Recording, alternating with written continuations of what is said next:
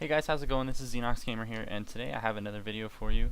This one is going to be about countering in terms of building, not so much champions, but how to survive in lane by building properly against your opponent.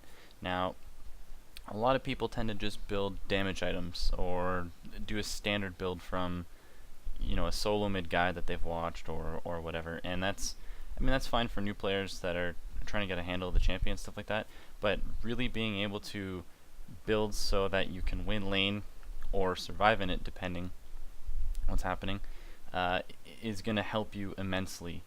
Not only the fact that if you're not dying in lane because you're building properly, because you're getting regen that you need, or you're getting armor or magic resist or whatever it may be that you need, that's definitely going to help.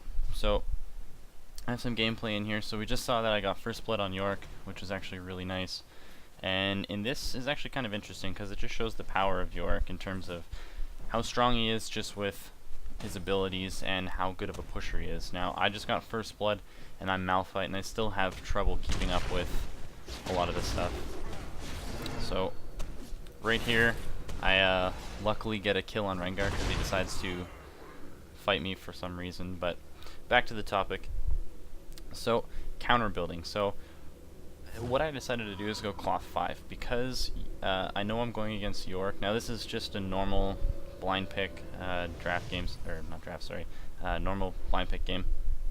And I just decided to go top Malphite because it's actually pretty OP, to be honest. Malphite's a very, very, very strong champion, but the theory behind what I'm going to be talking about today is it works with everybody. This is just generally how you should probably be looking at your matchup. So right off the bat, instead of going boots pots or something like that, I decided to go cloth 5. Now the reason for this is because it gives me that extra armor. York does mostly physical damage. He does have an ability that does magic damage, but I'm not really too worried about that. And I have 5 potions, so that's a lot of lane sustain early on for me, and it's going to allow me to take a lot of hits with these ghouls. As you see in this game, he's going to be harassing me down. Top lane in this game isn't a very big farm fest because he wants to try and push me out of lane. That's the strongest point about York, is that he can push lane, and his harass is very strong, that he gets ahead just by the fact that he can push you out of lane. He'll get experience and gold faster than you because you're constantly either running away from ghouls, as you can see here, or you're being harassed down and he gets a kill or something like that. So in this matchup, and a lot of this stuff actually comes with experience, so knowing your champion, knowing the enemy champion, that sort of thing, and knowing what kind of damage they do, because you ultimately you want to mitigate that or beat them out in certain items. So today we're mainly going to be talking about top lane, but this does apply with other champions and other lanes as well. For example, mid, getting some magic resist in terms of Chalice or a Negatron Cloak or something like that is going to easily help you be able to survive the burst of mages. And that's a big thing in middle, is if you can survive the enemy mage's burst, you will most likely end up winning and killing them, or at least winning trades a lot more often.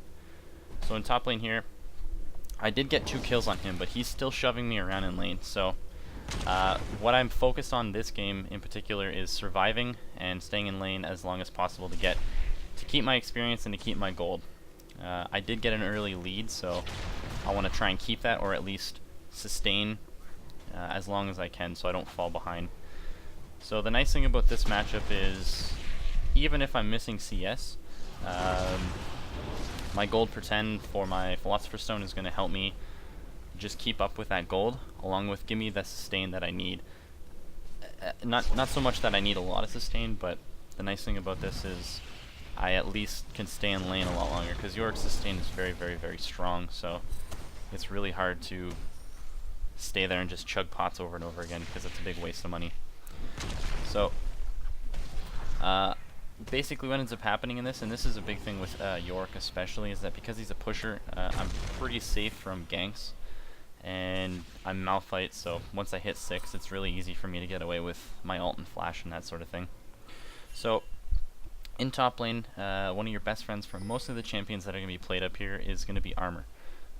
If you're going against York or Riven or Aurelia or something like that, there's a lot of things that you can do to lower the damage that they do to you and sustain in lane. If you, especially in blind pick or something like that, if you get countered right off the bat, instead of focusing on killing or trading with your opponent, like let's say you decide to go Riven top and you're going against a Garen, who is a pretty big counter to Riven. What Riven, or whoever's playing that champion, should focus on doing is staying alive and farming as best you possibly can. Getting as much regen, so getting stuff that's going to help you stay in lane, and not so much lifesteal. And the reason for that would be because, in that sense, regen is always going to be there, whereas lifesteal, you need to be auto-attacking creeps all the time to do that. And in certain matchups, that's not going to be a good idea. So it just really depends on your matchup, and you got to look at it on a per game basis. So in this game, typically what I would end up doing is getting as much armor as I possibly could, and some HP as well. And the reason for that is because I scale with armor, and I scale with HP based on my passive and my E, and it's hard for Yorick to do a lot of damage to me with the amount of armor that I'm going to be having and the HP, just because I can sustain his harass. I can sit there and trade with him, and the Philosopher's Stone is going to help me keep up in between those trades.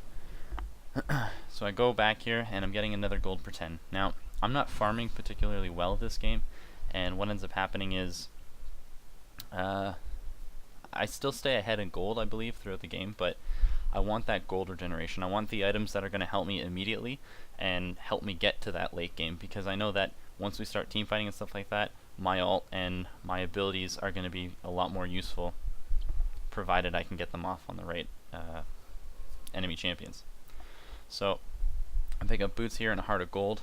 This is pretty much standard building for Malphite, so it's not like I'm doing anything in particular, but what I'm doing in lane is playing very safe. I'm giving up CS. My lane is pretty much pushed to my tower for the most part of the game, and I'm staying alive, and that's a big part of this matchup, or most matchups that you find that you're getting behind in. There's a lot of things that you can do to kind of survive. So if I was having a really hard time and I just wasn't able to get any gold, trying to get those gold pretends is going to be very nice, because it's going to supplement your income. I mean, you can afford to lose some CS and you're still going to be getting some gold, but at the same time, another big thing that's going to help you immediately are Doran's items. So in my case, if I went for a Doran shield or two, that would give me some regen, some armor, and some HP. All the things that I'm looking for to survive in lane in this particular matchup. So it just depends on who you're going against, and you got to look at it again per champion, right? If I was going against someone like, let's say, Rumble top, I know I'm going to be constantly harassed every single time I go and get creeps or go and try and farm or anything like that. So what I would have ended up doing is building an early Negatron cloak, and then I probably would have went for something like maybe a Giant's Belt or something like that. And the reason for that is because the HP scales with my passive, for Malphite anyway. But even if I was playing another champion, having HP is very nice, because that means that I can't be bursted down within a combo or a couple combos. If I get ganked, I have enough HP, I have enough armor and stats that I can survive a gank. So to kind of wrap this up a little bit, this isn't so much a guide as to how to beat Yorick with Malf or anything like that. I just thought the gameplay was actually kind of decent, because it shows that even though I got ahead in terms of kills, I got some nice gold early on, it still was a more passive playstyle than anything else, only because he does push so hard. So it's not saying that Yorick's OP or anything like that, but it just shows that, you know, getting certain items at certain points in time. So if, like, let's say if I didn't get those kills or anything like that, if I were to went for some early Dorn shields or something like that, that probably would have helped me in lane a lot more than just, you know, finishing off an Abyssal Scepter or just going for regular items. Now, the nice thing about this is that I'm building tanky. Malphite is pretty much a tank, so that's also helping me, because I'm just naturally going to be building those items anyway. But typically, if you were playing somebody like Riven or Aurelia or whoever, even if it's, let's say, Vladimir top, getting some early items, you know, like if you're, let's say, playing Vlad and you get, you know, boots and your revolver, and you get a chain vest, even though you don't have that much damage items, provided you're staying in lane and you're farming and you're keeping up in levels and stuff like that, that's a lot better than just finishing off, you know, a Rabadon's or a Will of the Ancients, something like that, and then dying over and over and over again and feeding them. even if you're behind CS, as long as you stay in terms of levels and relatively close in gold and survive in lane, that's a lot better.